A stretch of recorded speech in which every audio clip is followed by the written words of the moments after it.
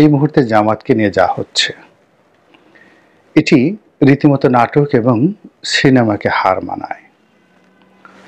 আমরা যেভাবে প্রাচীন গল্প কথায়, নাটকে, সিনেমাতে যে কাহিনীগুলো দেখে রীতিমতো রোমাঞ্চিত হতাম, হঠাৎ করে দেখা গেল যে কারো বাড়ির দারোয়ান কর্মচারী, তো সেই দারোয়ান এবং কর্মচারী সময়ের বিবর্তনে বিরাট শিল্প কলকারখানার মালিক হয়ে গেলেন।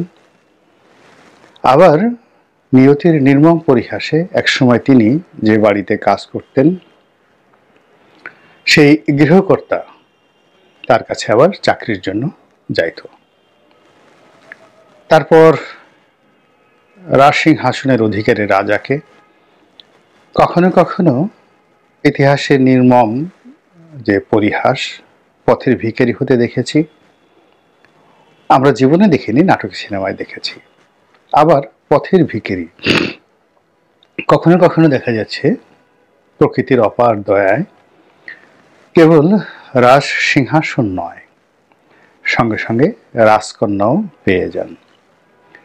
আর ওগুলো দেখে আমরা শৈশব কৈশোরে কত রকম কল্পনার যে জাল নিজেদের জন্য আমরা বিছিয়েছি, তার কোনো ইয়াত্তা নেই। কিন্তু 2025 সনে এসে আমাদের সেই পুরনো যে কল্পকথা, নাটক সিনেমা, এটি বর্তমান রাজনীতির যে প্রেক্ষাপট, সেই প্রেক্ষাপটে বাস্তবতা রূপ লাভ করেছে।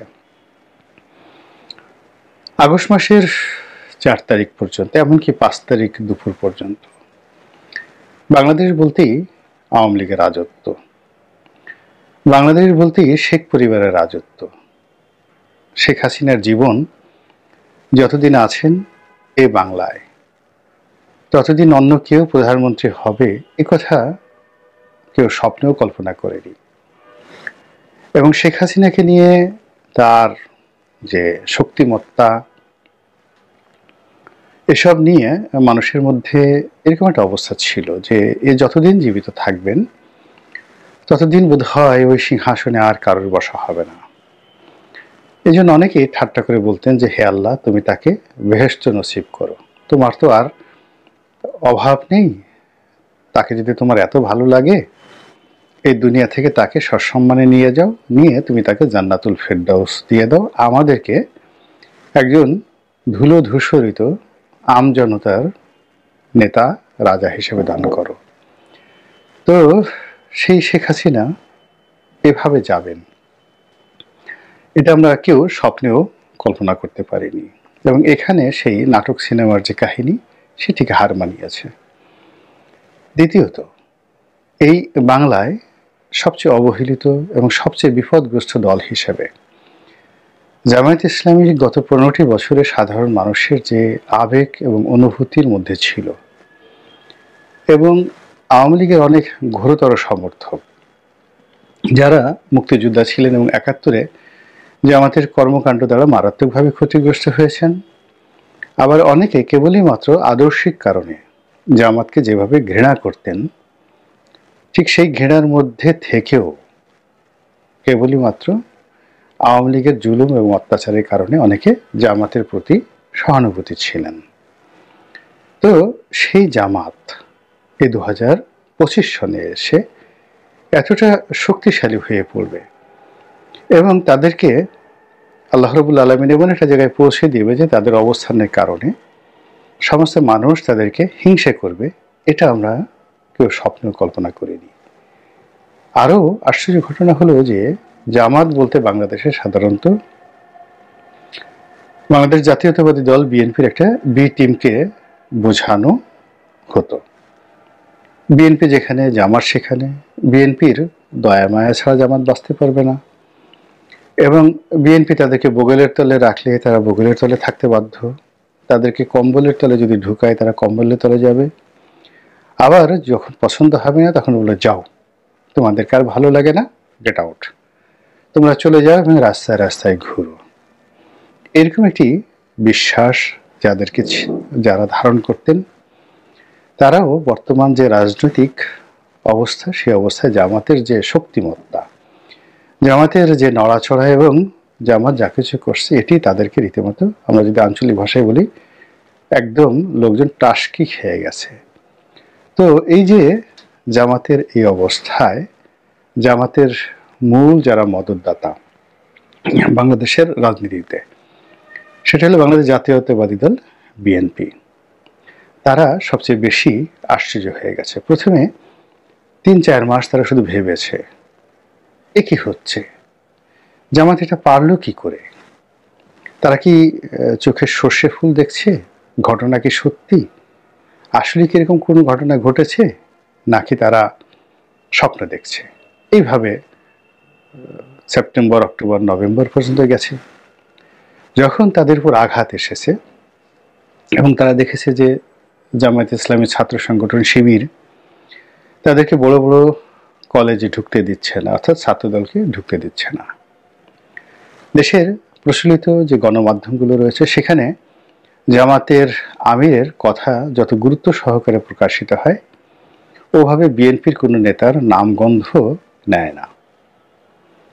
সরকারি অফিসগুলোতে জামাত মাইন্ডেড যে সকল কর্মকর্তা, তাদের দাপট, তাদের নিয়োগ এবং বাকি জনগণ জামাতের প্রতি যতটা আকর্ষণীয় মনোভাব নিয়ে মনোযোগ দিচ্ছে, এতে করে ডিসেম্বর মাস 2024 সনে এসে বিএনপির ভাবোদয় হয়েছে এবং তারা সত্যিকার অর্থে বুঝতে পেরেছে যে তাদের সর্বনাশ ঘটে গেছে।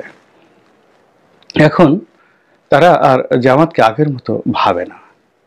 তারা এখন জামাতকে শুধু প্রতিদ্বন্দ্বী ভাবে না, তারা মনে করছে জামাত এখন এরকম একটা পর্যায়ে পৌঁছে গেছে যে জামাতের সঙ্গে যদি তারা প্রতিযোগিতা না করে, এমনকি জামাতকে যদি তারা অনুসরণ না করে, এমনকি জামাতকে যদি তারা টেক্কা দিতে না পারে, তাহলে রাজনীতি তাদের জন্য আগামী দিনে দুরূহ হয়ে পড়বে। এরই ধারাবাহিকতায় বিএনপির শীর্ষ যারা নেতৃত্ব রয়েছে তারা নানা রকম কথাবার্তা বলছেন। তাদের মুখেই এখন বের হয়ে যাচ্ছে যে জামাত বাংলাদেশ চালাচ্ছে। বিএনপির নেতারাই বলছেন যে কয়েকটি মন্ত্রণালয় এখন জামাত অধ্যুষিত, ইত্যাদি ইত্যাদি নানা রকম। তারপরে বিএনপি এখন তাদেরকে খোঁটা দিচ্ছে যে 1971 সনে জামাত কি করেছিল, তারা স্বাধীনতা বিরোধী ছিল।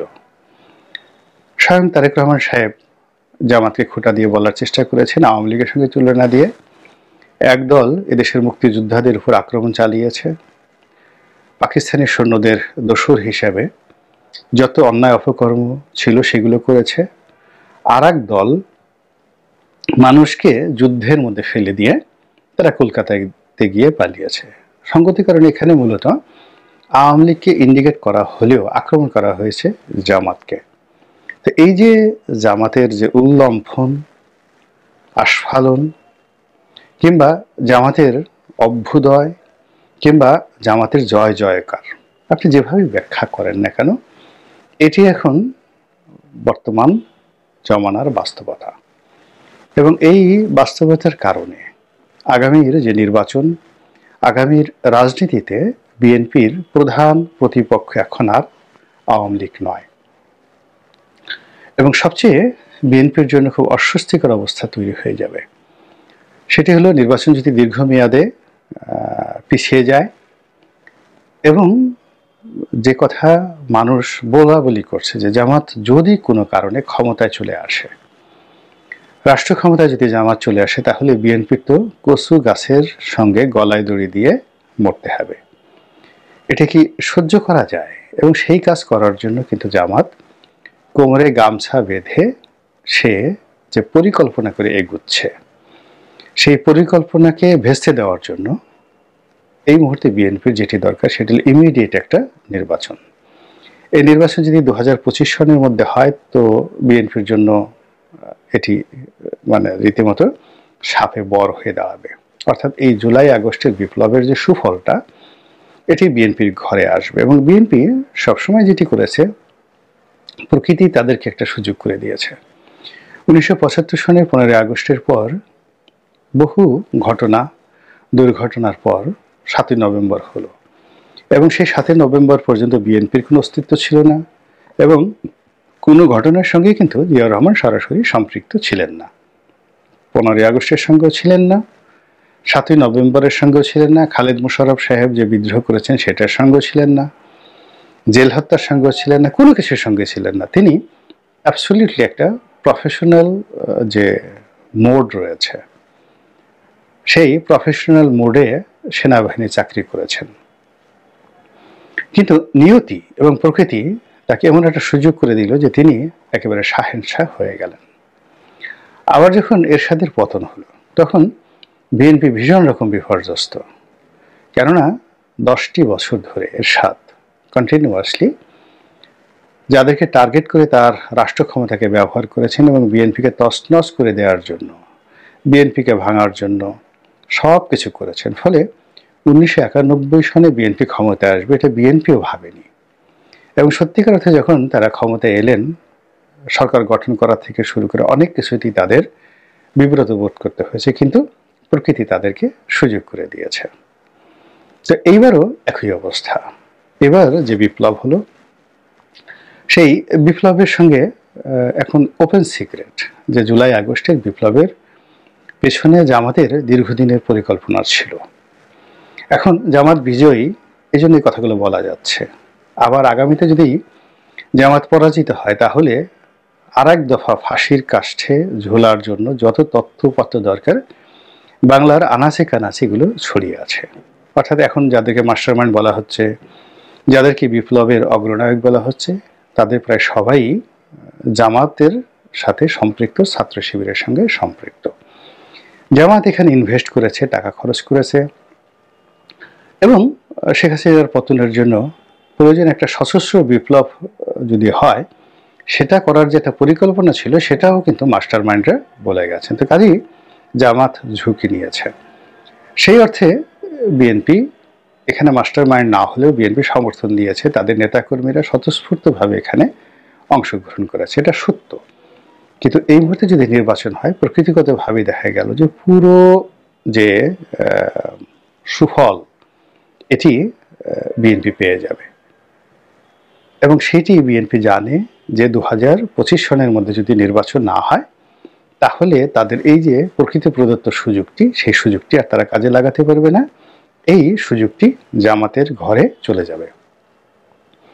আর জামাতের আমির প্রধানমন্ত্রী হচ্ছেন, জামাতের অন্য নেতারা মন্ত্রী হচ্ছেন, স্বরাষ্ট্র মন্ত্রণালয় চালাচ্ছেন, আর বিএনপি আওয়ামী লীগ ছুটোছুটি করছে ভয়ে জামাতের পেছনে পেছনে।